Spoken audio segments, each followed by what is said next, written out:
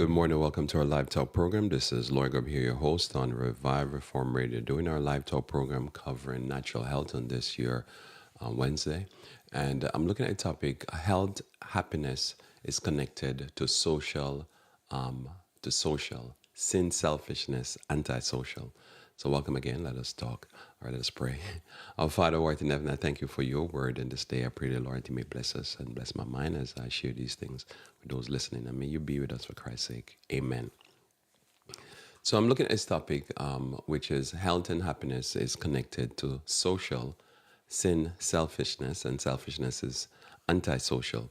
So I want to continue our theme this week that we're looking at, which is one of the biggest blessings I receive from the health message and trying to help others to heal and increase health is that I was a primary recipient of all this health and healing effort. So I realized that for my health and my happiness is best when you live life where whatever you receive, you bless others with.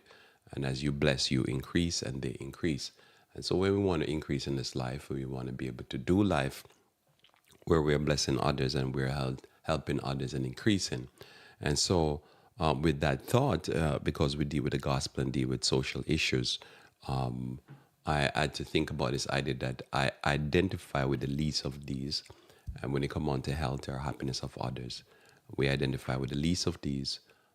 We support the least of these, and we are the least of these. So myself, afflicted just like everybody else, I think, with health problems and health challenges, and trying to maintain a healthy mind, a healthy body. And so for that reason, I sup with or feel the pain that other people feel because I feel pain. So I feel the pain that other people feel, and so I relate to those that suffer and those that are less fortunate. And so in this life, it's life and Satan, I believe, push us to where we want to be able to not relate to those that suffer and those that are less fortunate, and we side with those that are oppressive. And so with health, this becomes very important because, again, we live in our side of our bodies and our minds, and we need to be able to have healthy bodies, healthy mind, happy body, happy mind, and a healthy glow or feel to ourselves. So in Isaiah chapter 58, verse 6, Isaiah 58, verse 6 says here, verse 6 through 8, and it says here, is not this the fast that I have chosen to loose the band of wickedness, to undo the heavy burdens, and to let the oppressed go free, and that you break every yoke? Is it not to deal thy bread to the hungry, and that thou bring the poor that are cast out to thy house?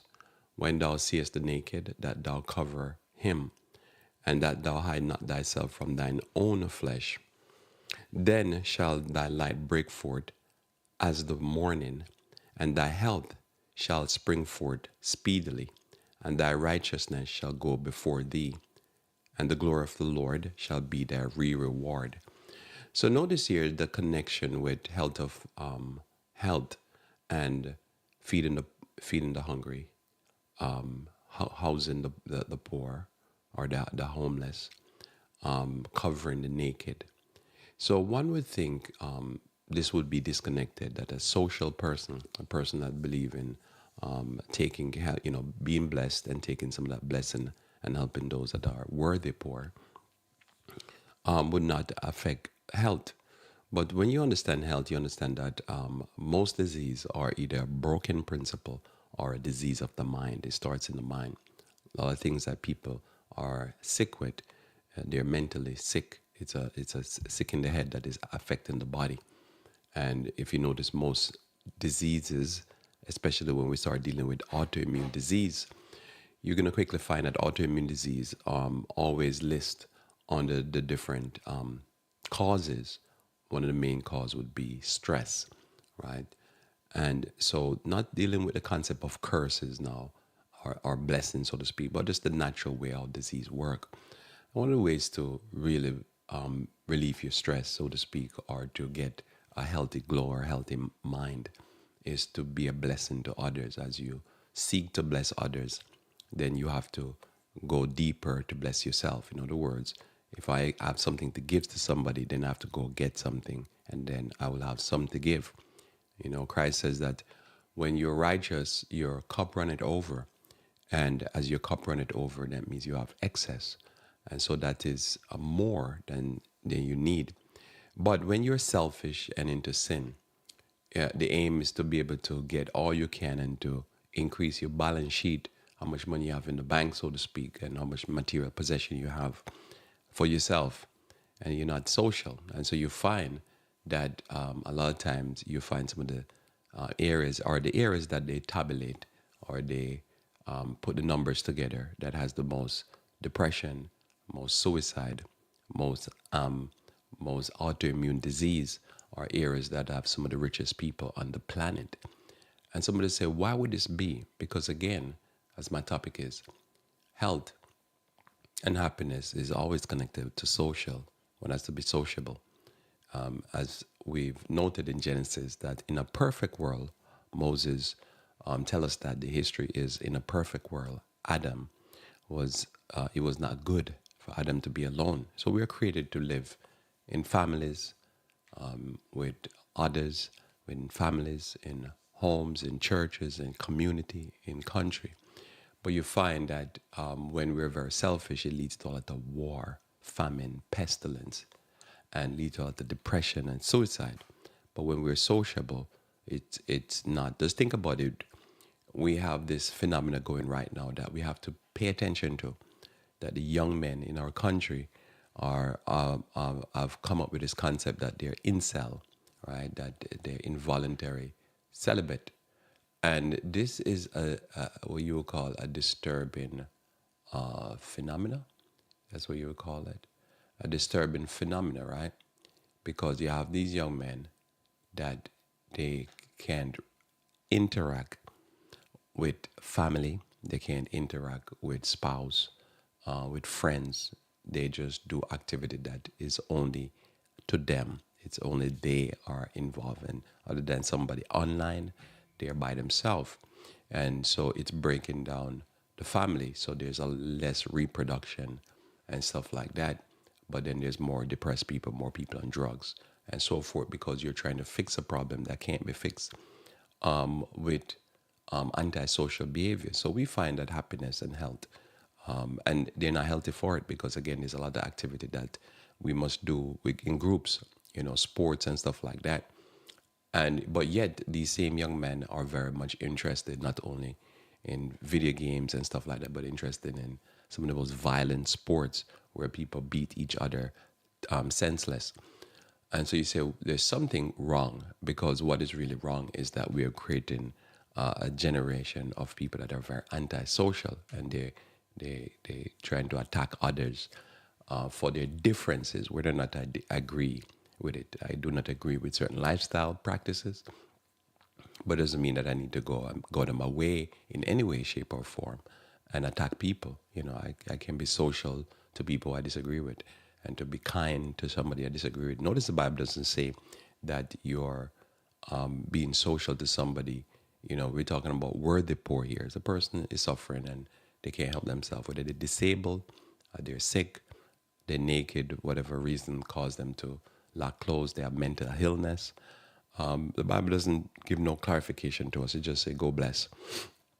And whatever caused this person, as I say, sometimes people do things to themselves and get themselves in a bad situation. But you notice in a society that, yes, some person did something and caused themselves to be in a situation, but the concept is always, to basically be unkind. The laws are unkind.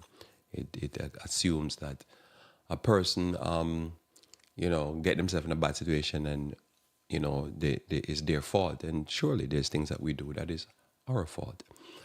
And we make not a bad choice or made a mistake. We just made a cognitive, in our conscious mind, we made a wrong choice. But God says we must love mercy. But the laws of the land, everything is just towards you must be right. So it punishes. But who is it punishing?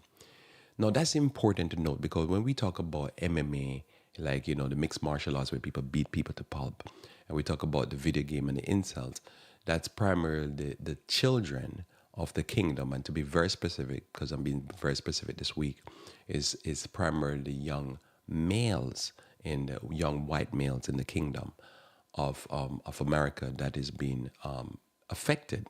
But this is a society that has been socialized to be antisocial, and anything to be socialist, they'll say, listen, if you take care of the poor, the needy, those are less fortunate, you must be a socialist or a communist, and very stigmatized. So I think it's very difficult, and I've observed in the church, for the church to be social, because the environment that we live in is an environment that is antisocial, and anything that has socialism to it or communism is aggressively go against.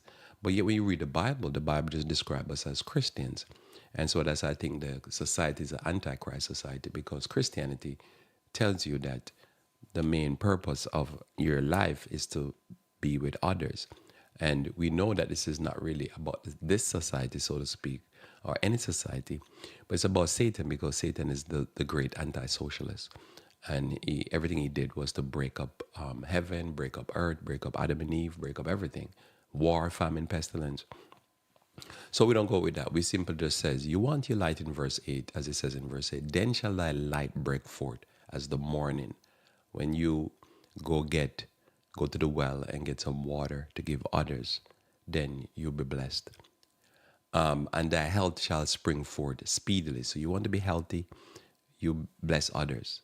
So somebody said, Lord, what is it? What is Isaiah says that your health is connected to helping others? It's just something it does to the mind. It frees the mind from its selfishness and its internal looking. When you start to think about other people and their suffering, it just give a healthy glow to the body, to the mind, to the face. You can see selfishness on people's face. It's all about them. You can hear it in their talk. It's very terrible when you deal with people who are antisocial. But when you bless others and you bless others, that means is you have to get or receive, and then you give. What I do here is bless my mind. It teaches me as I teach. Very interesting. And that righteousness, that's a right doing. Notice, not only in a society that is degrades, like anything to do with helping others, it fix every problem through war, not through, they declare war on cancer. I don't know why they did that, instead of declaring love on cancer. And they have not won the war on any war. Look, think about it. In the last 50 years, have the country won any war on cancer, war on drugs? We have an active war going on drugs. And I'm just thinking what they need to do is declare love. And if you just get social and start declaring love on cancer, love on drugs, love on the poor, love on every country, you wouldn't have all these wars. But you see, we're in an antisocial mindset. That's all. If you have a problem, what you need to do is declare war on it. So now they're fighting social wars. And who's fighting social wars? Again, it's primarily that type of those people. Are they winning the social wars because they have declared a social war on the woke people, on the Black Lives Matter, on the LGBTQIA plus people, on the people that's transitioning? And we're going to see in the next few years if they're going to win this war, because it's like everything is a war. And I'm thinking, just for once, they should just try, just listen to somebody and say, hey, probably we're going to just declare love on them and see if it will work. Because they're warring, and I think it's the more they war, the more people start transitioning and coming out of the closet. So probably they just need to love them. So if you want to be blessed, what you need to do is just start declaring love on your family members. Just launch a love effort. They don't use the ambassadors anymore. They don't negotiate. It's just, we're going to fix every problem. This Israel is in the same thing. They're going to fix Hamas by, first they have the Palestinian in a open air prison. And then when they're ready, they go over there, mow down the grass, and it's just war, and that's how they fix the problem. It's crazy, and they're having a warm time over there right now, because it's that the thing they have war and they get war.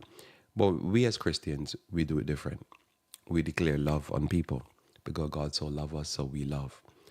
And I realized you don't listen. Over the years, I've learned you don't put any energy and effort into fighting fanatics.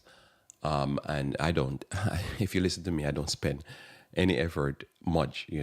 I kind of deal with some stuff, things going on, but conspiracy theorists, fanatics, crazy people, I don't spend effort fighting it. It's too much effort. It's not worth it. You won't see me sitting here ever breaking down crazy doctrines and crazy teaching from crazy people.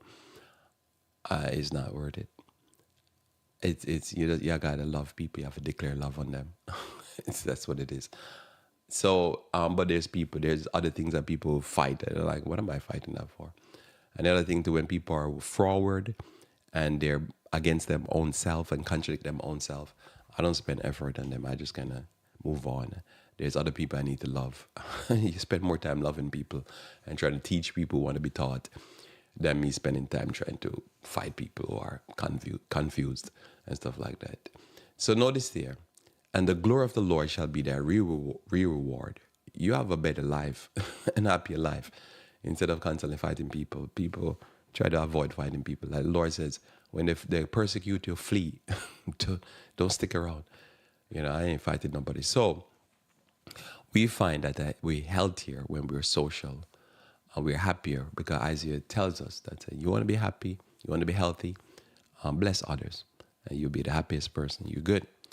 And then you have thoughts of people feeling, it's great when you see somebody happy because you help them. Have you ever experienced that? It is a better feeling. When you make somebody happier because you bless them with some money, some material possession, some food, clothing, whatever.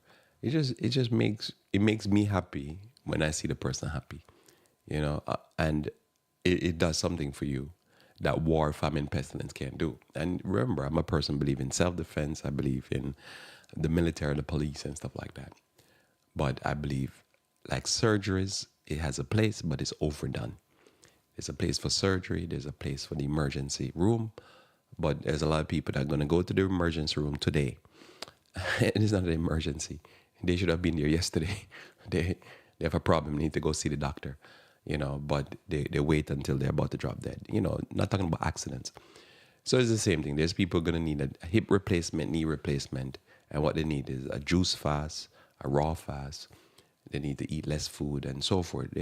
There's ways to deal with it. But since they don't do that, then they need emergency. So war going to happen. Famine and pestilence going to happen, but a lot of it is avoidable, in other words. So notice here in Luke chapter 4, verse 17 through 19. And there was delivered unto him the book of Isaiah the prophet. And when he had opened the book, he found the place where it is written, the Spirit of the Lord is upon me, because he hath anointed me to preach the gospel to the poor. He had sent me to heal the brokenhearted, to preach deliverance to the captive, and the recovering of sight to the blind, and to set at liberty them that are bruised, and to preach the acceptable year of the Lord. So powerful, beautiful, right? This is our marching order. This is what we're supposed to do for church. And as you see, the church has degraded the relief part of the church. And I think it's difficult for people who are constantly in this mindset that they must fight social battles. When I was younger in the church, they would constantly talk about, liberals and conservative and both fighting against each other. And that get tiring after a while. Like, who cares about liberal and socialism when there's all this racism and, this poverty and war and drugs and war and stuff destroying people's life. We need to help people. But you can get into those kind of social fights that you just lose your mind and you become silly. There's so much poor people in the planet that needs help. So it's good for me personally over the years to pull back from all of that to try to figure out what's going on wrong. And the more I realize part of it is the environment we live in, not the physical environment, but the social and political environment, that we see this concept of helping those who are less fortunate to be negative. And that's what I realized in the church has basically, people think the church is an apostasy because of doctrine. Well, you know me, I don't really deal with too much of that stuff. I really believe the church, the real evil that's going on in the church that has destroying the church, emptying church out, is that we're fighting social battles, social wars, instead of fighting to help those who are less fortunate. We have lost our humanity, and then definitely we have lost our Christianity. And the church now has become a doctrinal environment and a prophetic environment, but to care about those who are less fortunate, to be like Jesus, who did more healing than he did preaching, we have lost that. So for me, I had to go back to the drawing board to figure out what's going on. And this is my conclusion. This week has been my conclusion. I've just concluded that that's what we have done. Just lost our humanity and lost our Christianity. So this is Christianity. Christianity literally is we still preach because Christ was anointed to preach the gospel to the poor. Somebody say, wasn't he anointed to preach the gospel to everybody? Well, we're going to stick with Jesus' words and Isaiah's words. He was anointed to preach the gospel to the poor. And I've realized this is the fact. Rich, when you're rich and switch and start getting weird, you have no need. A person that has no need, don't need no gospel. In other words, a physician is there for everybody, but a physician is really there for the sick. If you're not sick, you don't need a physician. And that's what Christ said. And so I've realized that's what it is. But when we want people in the church that are rich, as I say, the church empty, not because people, they're rich, increase with goods and have need of nothing. So we don't put that effort there. We put our effort into who will be blessed and who are in need. People are not in need. They don't need no gospel. That's why I believe the church in North America has been emptying out, because the people in North America don't need no gospel. They have no need. They feel no pain. They suffer nothing. So if you don't suffer, you feel no pain, then you don't need, at least those that are rich. So notice there, he has sent me to heal the brokenhearted. So you can't get healing if you're not broken. To preach deliverance to the captive. You can't get deliverance if you're not captive. So that's why we side with those that are poor, those that are less fortunate, those that are oppressed, because they need a comfort. And that's just the reality. I wonder what's going on there. So notice here, and a recovering of sight to the blind. If you have sight, well, you don't need recovery. So everything Christ is saying here, it's more a needs-based religion. Notice here, and to set at liberty them that are bruised. You don't need to be set at liberty if you're not bruised. So it's not so much that Christ don't want to bless, say, the Sanhedrin, the Pharisees and the Sadducees. Is that they can't be blessed because they don't need a blessing. Does that make sense? It's not a discrimination. Christ is not discriminating against people, everybody, anybody. You know, God so loved the world that he gave his only begotten son. That whosoever, you can miss that. Whosoever believe in him should not perish but have everlasting life. So it's not that Christ don't want to bless everybody. But what I've realized in life is that if you pack the church up with people who have no need, you're going to have problems. And that was really what was happening. And if you try to minister to people who have no need, you're wasting your time. So as I say, that's why you don't put effort into crazy people and fanatics, and because it's just they're fanatical about nonsense. So you're wasting your time. You put the effort, I've realized over the years that anytime I'd put effort into people that have a need, that it was a very symbiotic relationship, and I get a better result. And what the church was doing was leading me in a path where I'm trying to help everybody and trying to bless everybody, and it doesn't work. And Christ didn't do that, because we need to hear more about Christ, but we're not just reading the text and just accepting it, receiving what the Bible says to us, not what we want to hear or what we're being led by the mainline church, corporate church about. And so that was a mistake there. You know, you put in all the effort and you say, man, what did I get from that effort? And you really got nothing. And you say, why did I get nothing? But I realized, I'm wasting my energy on people who are good. You know what I mean? If somebody's full, you don't feed them. You know, imagine you go to a restaurant and after you finish eat and ready to get the bill, they bring you more food. You can't eat it and the food is not going to work for you. you're more trying to get a doggy bag, so to speak, to bring home the food. And it's the same thing in all religious aspect. I've realized in the past is that, okay, I put the effort on those who gladly receive the effort. In other words, if I'm teaching, I'll prefer to teach one person, and the experience is more beautiful because I can give what I've received. You can't give what you don't have. But if I'm teaching 10 people, so if I'm teaching one person and I finish that thought, and I'm blessing that person, and the person wants to be taught, that person will receive. So the effort I put in to do the homework, to do the research, going to be received. Same thing I learned when I've shared something. Sometimes I share things, I text people, whatever, and the people recoil against it. They snap back, and I realize, oh, I'm wasting my time. I'm giving information to somebody that don't want it. But now when I give the information to somebody that wants it, it's good. So over the years, I've realized, oh, I need to fine tune this and be like Christ. Christ, when he preached, the Sanhedrin, their church leaders, would attack him, but the people would receive him gladly. So I said, oh, so it's not God so loved the world that whosoever. But when you see it in practice, it was literally like if Nicodemus came to him at night, he would teach him, right? Because he came. But the others didn't come. They tried to kill him. So he didn't go after them. They went after him. If you notice, when he would go to teach somewhere, they'll hound him and follow him and, try to get on him to kill him. So it's the same thing, like as I say, if you're selling a car, you're looking to sell a car to somebody that wants to buy a car. And then it's easier to sell because you're looking for somebody to buy. But if you're trying to sell a car to somebody that wants a car, it's going to be harder. And you just apply the same principles to sales. I'm trying to find somebody that wants to be blessed. Then the work is easier. It's still going to be hard work because anything you do in this life will be hard. But over the years, church, everything is going to be hard. In other words, it's the same with relationship.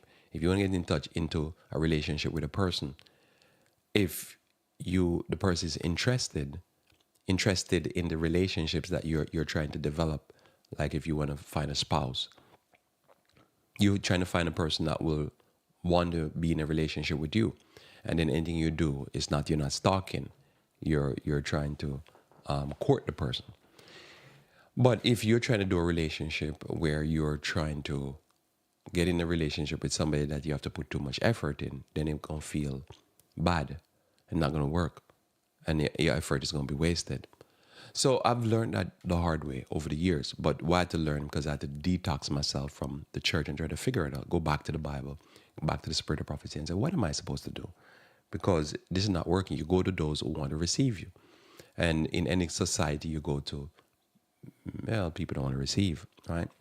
So I read it again. The Spirit of the Lord is upon me because he anointed me to preach the gospel to the poor. That means that the person has a deficiency.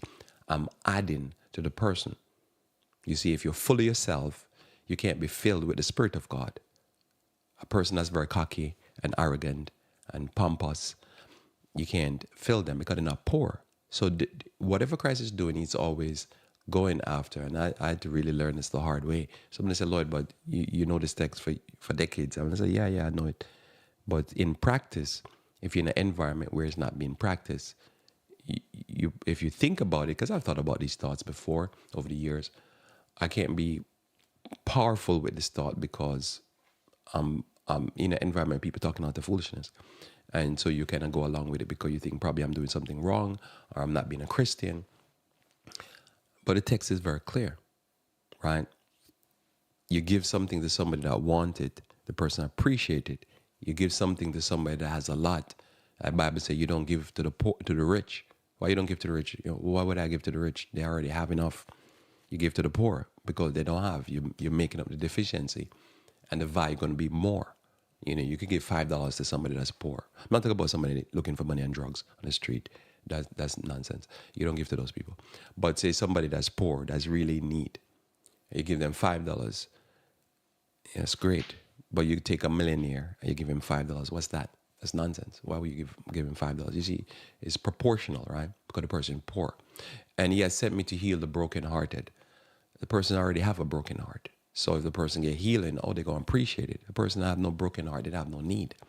Now, somebody said, but isn't people brokenhearted and they reject any type of healing? Yeah, because they don't have no need. You see, because you've seen people rich and whatever, but they have no friends, and then they get suicidal. And you say, why are they suicidal? Because they don't know how to scream out and say, I have need, right? There's people right now suffering in your community that could take a helping hand, but they're so proud that they have no need, and that's the problem. So we live in a society that people can be in dire need, even going to bed hungry, eating dog food, but they don't have no need. You can't help them. They've made it that. So it doesn't mean that people have no need. Remember the Sanhedrin, the leaders at that time when Christ was making the statement, had need. They were dark people. They were in definite need of Jesus, but they had no need. And you can't help them. As I say, you can lead a horse, a donkey, whatever, to the well, to the trough, to feed, to eat, to drink, but they have to eat themselves, right? So over the years, I've realized that was the problem. They have to be a match, like they talk about a match made in heaven. Some people is a match made in hell. You have to find a person who want, and when you find, and then wow, it's a beautiful experience. So this can be a problem in our society because you have men that are aggressive against women, but they call themselves incel. So, and then there's women who are looking for a man, but they can't find a man because they're going to find somebody that's going to be nasty. So the person has a need, but the person don't have a need, in other words. So you have to find that. There's people who is lonely, but they're looking for certain people to be friends with. But those people are not going to be friends with them. So if I come along and say, I'll be a friend, they'll be like, no, I don't want a friend like you. So I've realized I had to learn that the hard way, that, it has a match. You have to have a matchup. I might want to be a companion to person, but they don't want to be a companion to me. So then I say, they're going to be lonely and sad and blue. Notice there, and recovering of sight to the blind, notice they have a deficiency. So they're going to appreciate it. But a person who can't see, you can't talk to them. And you have dealt with that. I remember I used to deal with this guy, and every time he see me, he would tackle me doctrinally.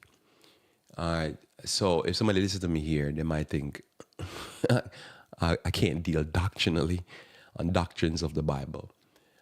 And so it used to be funny every time I run into him, because I know it's like every time I run into him, he'd be like, okay, and I think he was setting up for me. So the next time he's going to come at me with something. and I won't say what would happen. So the next time you'll see me again, and it will be this ongoing thing. And I always laugh because, if you listen to me hear somebody think, it's just that I don't waste too much time with fanatics. It doesn't mean I say I can't deal doctrinally and in doctrinal stuff. That's actually my wheelhouse, but I've grown and developed to understand that all the teachings of the Bible really teach me that I must be loving and kind. So I just sit on here. I stay here. So to set at liberty them that are bruised. And so you can't help a person who need, and the person used to deal with, they were very ignorant. They couldn't understand basic structure of just the Bible and English and stuff like that. So they would trip up over just straightforward sentence. So most of the time, I wouldn't try to deal with the person on doctrines. I would just try to deal with the person on the structure, how the Bible read, and they'll always get tripped up. But I couldn't bless the person because the person has no need. And over the years, and then after a certain while, I just avoided that person because I realized, they're here to tackle me. The Bible and religion become something of a debate. And I'm not into no debate with nobody. And so I'm more want to be blessed and want to learn. So I don't avoid people like that. I learned the hard way. Just avoid them. They're full of themselves. And so let the full people stay full. So notice here, and last thing I heard about that person, pure problems in their life. All kind of problems with family, divorce, all kind of stuff. And I'm like, that's what's supposed to happen. You're silly. Notice here, to preach the acceptable year of the Lord.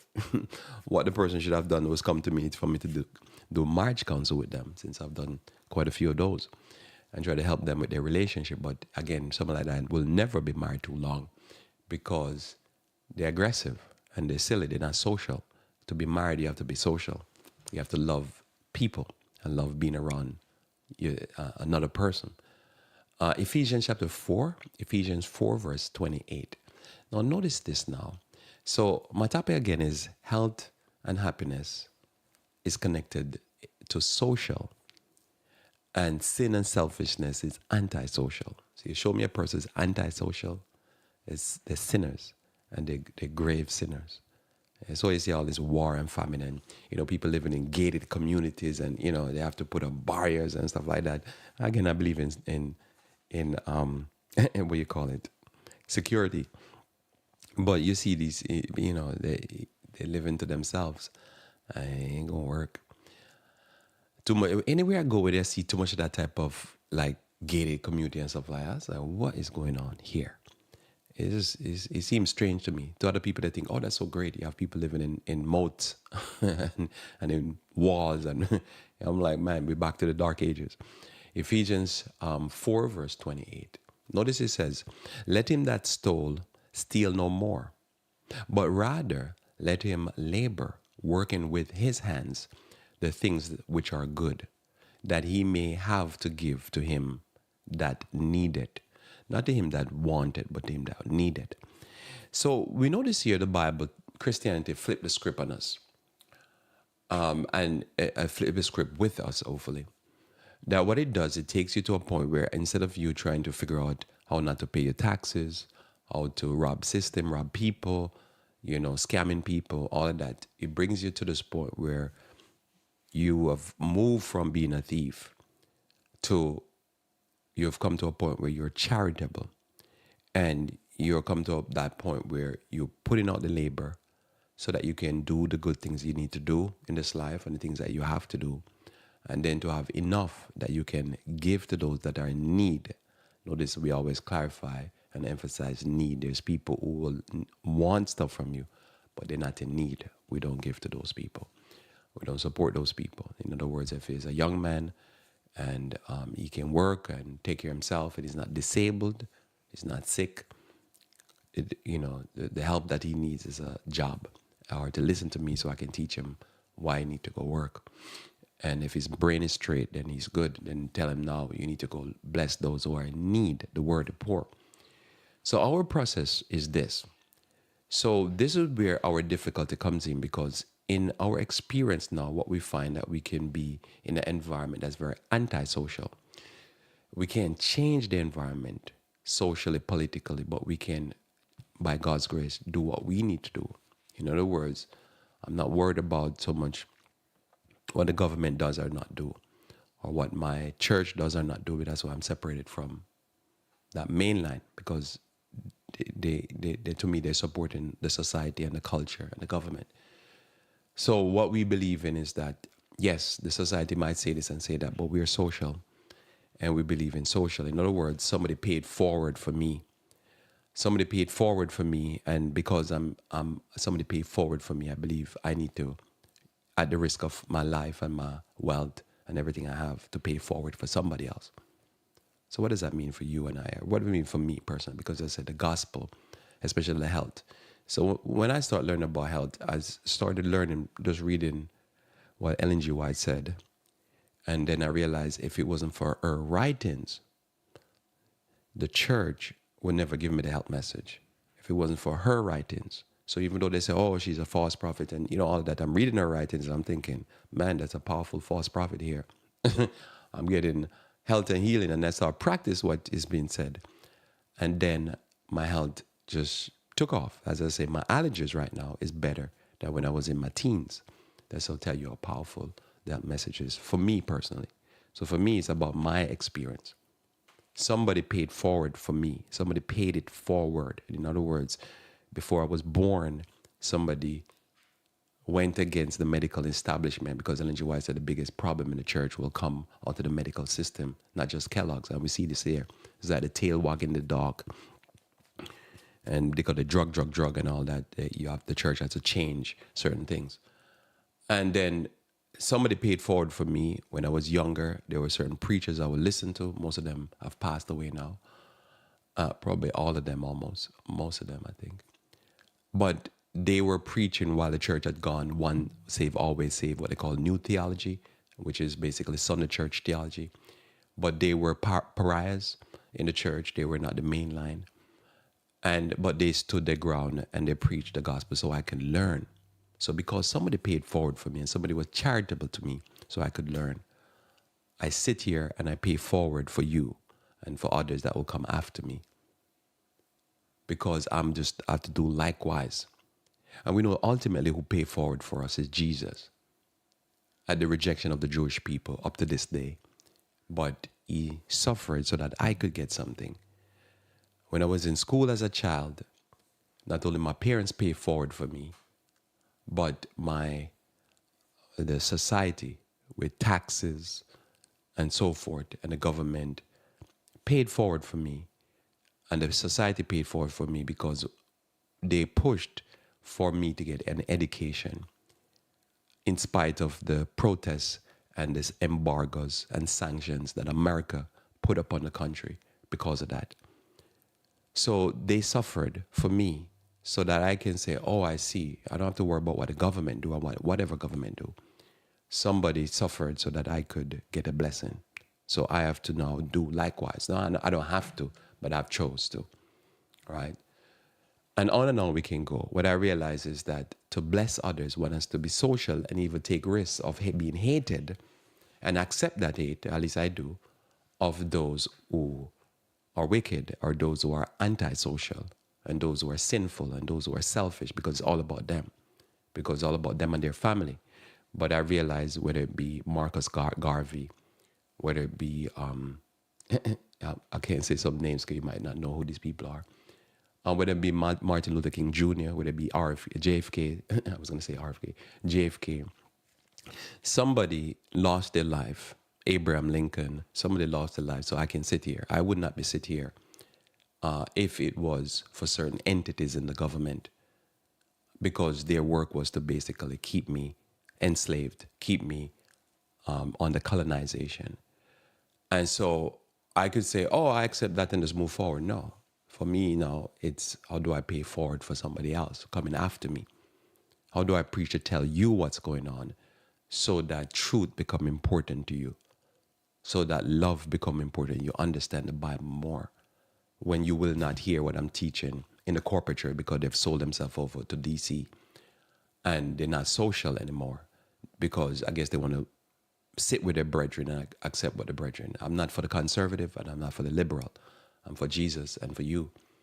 And so that's what I believe in. I believe in that somebody, as I say, when I was a child, somebody paid forward. And when I look back and I see what happened, then I just accept that and say, yeah, somebody paid forward for me. I need to pay forward for somebody else. And that's basically what it is. So again, when I see society rising up and want to stop poor people, want to stop black people, I said, well, what's new? What we need to do is pay forward. You know, when the society rise up and go against people who are oppressed by the colonial system and want to stop them from being gainfully employed, I support them. I support what they're doing. At the rejection of the incels and all these young males and all that. I understand. They're going to do what they're going to do. That's what they do. They're socialized to do that. I'm socialized to pay forward to others. So that's what we do. You know, it's good to, you know, make money and stuff like that. But as I say, somebody paid forward. You know, I live in a society where somebody built the roads and whatever, you know, so, and build the system. So I have no problem paying tax because somebody paid before me. So now I pay. And so somebody said, well, what if you don't get all the benefits? Well, somebody will get the benefits. You know, I pay my taxes. I have no problem paying my taxes. And somebody say, why? Because when I was a child, I got schooling, and that was taxes. And for me personally, I don't want to pay. I want to pay my fair share, but I'll pay for a child to go to school because somebody paid for me. I have no problem with that. I just, you know, you don't want to pay more than you're supposed to, but, you know, paying into the system is no problem for me. Some people, they have a problem, but selfishness. So we pay forward for other people in various different ways. Our charity goes towards taxes and literal charity and church, you know, and so forth. Somebody had to build a church. Somebody had to pay the bills. So we can pay to now. First John chapter 3, verse 11 onwards says, "For this is the message that ye heard from the beginning, that we should love one another. Not as Cain, who was of that wicked one, and slew his brother. And wherefore slew him? Because his own works were evil, and his brother's righteous. Marvel not, my brethren, if the world hate you. We know that we have passed from death unto life, because we love the brethren." Notice here, somebody think you just need to, just accept some teaching, some creeds and whatever. That's not Christianity. The ultimate of Christianity and the beginning of Christianity is when you start loving people. Someone say, "But what if my culture, or what if my society?" Man, forget about them. They can take it to heaven. They're not going to give you a healthy body and a healthy mind. What's going to give you a healthy mind and a healthy body is when you start loving people. We are wrestling and fight against, not against flesh and blood, it's against principalities and powers. We don't align with these people because they align with Satan. We've passed from death. Salvation is when you start loving people and love the brethren. Because you could love Cretans. I'm not talking about them. I'm talking about the righteous. And loving people who are being crushed by the system. He that loveth is not his brother abideth in death, because he caused death. Think about all the death that's going on in wars right now in the world. Is it because people hate each other? When you love, you can't do that to somebody you love.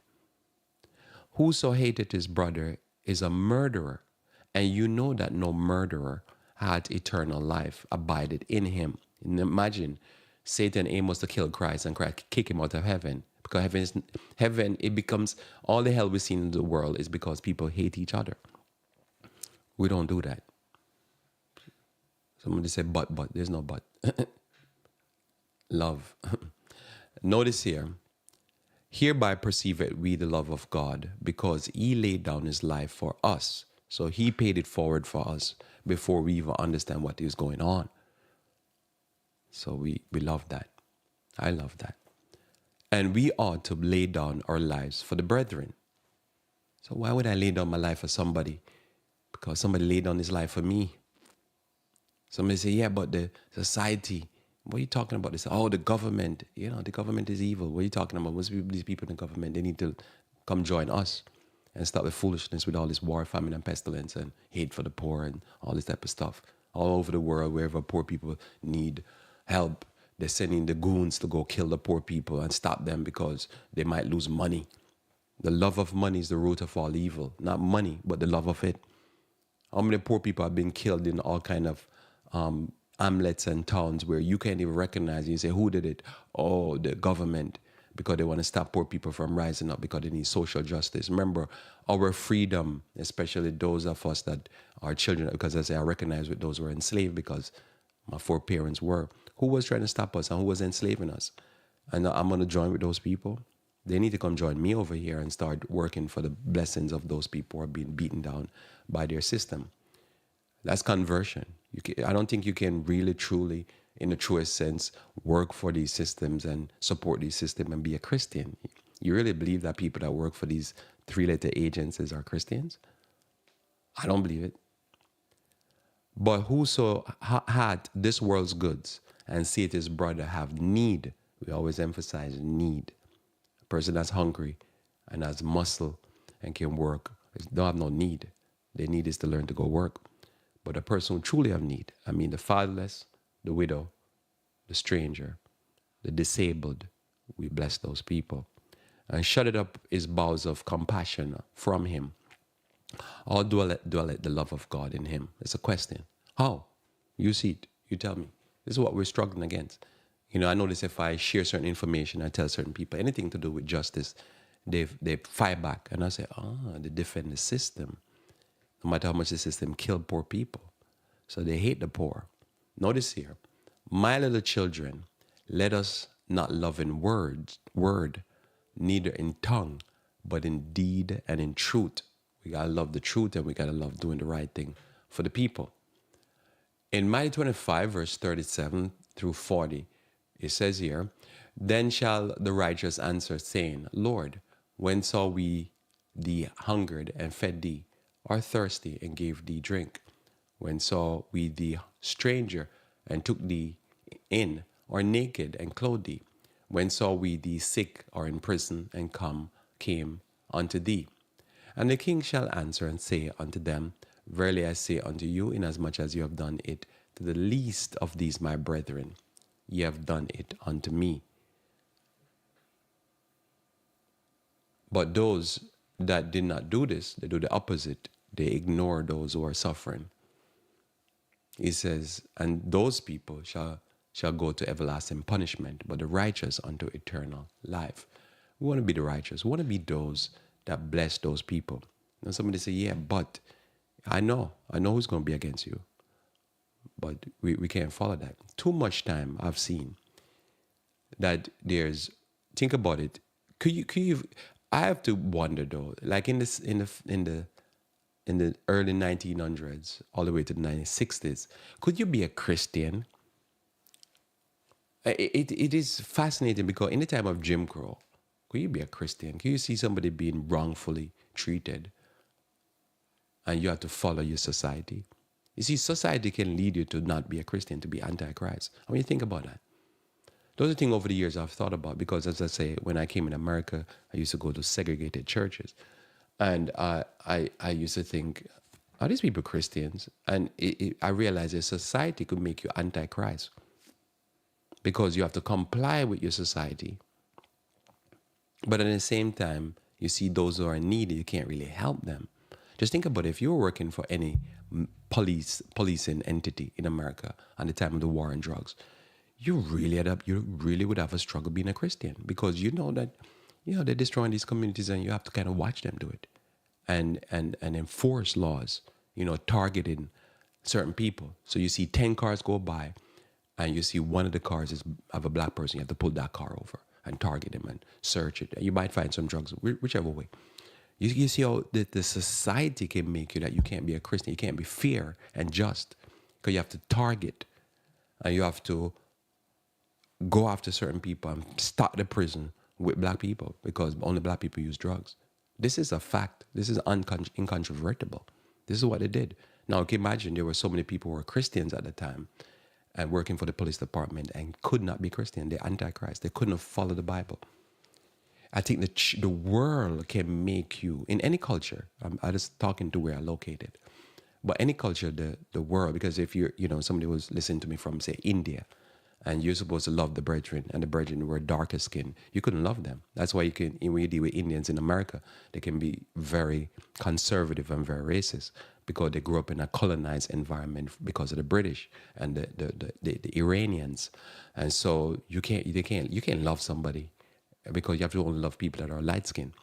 So it is fascinating to watch this type of stuff. How the clash always with the pagan or the heathen and Christianity was always the case throughout history. But some people say, "Oh, that's in the past." No, it's still current. You can't do Christianity and do society and culture. You have to abort one or abort the other. You have to love one or hate the other. But they won't work. As I say, I don't know how, and that's why I think after when almost all the older members I dealt with, I realized that no matter how much I love them, they wouldn't love me because they were reared up in an environment that you can't love this person. Just think about it. Up until recently, I don't know if it's still going on. It go on to a certain degree, but it would be worse then because you can't. Now, I might say this, that in New Jersey, my experience with police, for the most part, were positive, and so forth. But I've often thought in certain areas it might be worse for what I read. And I was thinking, no, man, that would be tough for the police because, you have to pull over certain people. And instead of just pulling over who need to be pulled over because you have to get your quota, how you going to get the quota? Well, you go after the easy target. In Luke 6, verse 38, it says here, "Give, and it shall be given unto you. Good measure, pressed down and shaken together, and running over, shall man give unto your bosom. For with the same measure that you meet withal, it shall be measured to you again." And so this is why you see certain things happen. Like now, I realize that in America, they should have done drug rehab. But if the focal point was just lock up, because we had to have war on drugs, which meant war on black people, Well, you had thought you wouldn't do rehabs. But the church should have done rehabs. And I remember I used to ask the question, why the church don't have no orphanage? Aren't we supposed to love the fatherless? And I realized, oh, you couldn't because that's not the environment. You're in America. Why the church don't have rehabs? Oh, no, you couldn't because the environment was, all the people I met, they're like, oh, the black people take drugs. Well, white people don't take drugs? No. So then you couldn't do the rehabs and drug therapy because that's not the purview of the church because you're on a lie. You have to tell a lie. But yet, then they do the numbers and you find that crack was being used by more whites than blacks proportionally. And you say, what is going on? Think about it. Hunter Biden, which is the son of Joe Biden, the drugs that he was using was crack. He's a crack user. So you say, no, he's rich and white. White people who are rich don't take crack. They take cocaine. Yeah, really. Really, people who are rich don't take crack. You look at the numbers. When I looked at the numbers, I was shocked that crack costs more than cocaine. Look at the numbers. I shocked myself. And officially from the government, and that the son of the president at the top of the country, then you crack users. So you wouldn't do drug rehab as a church because you're not going to help those who are suffering because you can't. Because we don't suffer. It's only them over there suffering. So they never built the systems in place in West Virginia and Tennessee because they don't have problems over there. They're pure people.